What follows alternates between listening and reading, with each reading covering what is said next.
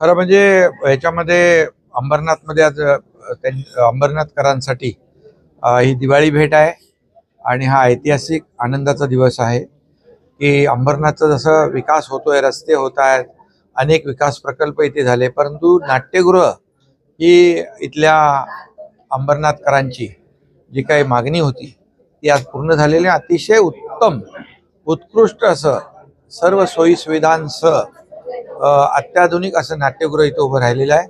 आता इथल्या नागरिकांची सांस्कृतिक भूक भागवण्याचं काम हे नाट्यगृह करेल आणि कलावंतांची खऱ्या अर्थाने कलावंतांचं माहेरघर मगाशी अनेक लोकांनी उल्लेख केला आहे, त्यांना हक्काचं घर मिळालंय आणि म्हणून नाट्यगृह हे जे आहे आणि त्याला नाव धर्मवीर आनंद दिघे साहेबांचं दिलंय.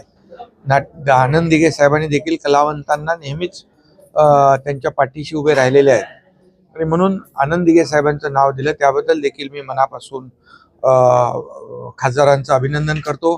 त्याचबरोबर आपले बाळ कोल्हटकर यांच्या नावाचा रंगमंच देखील होतोय.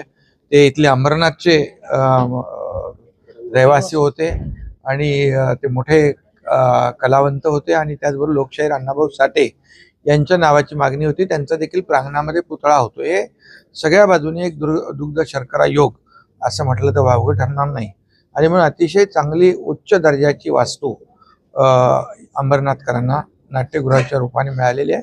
मी सगळ्यांचं मनापासून अभिनंदन करतो आणि शुभेच्छा देतो.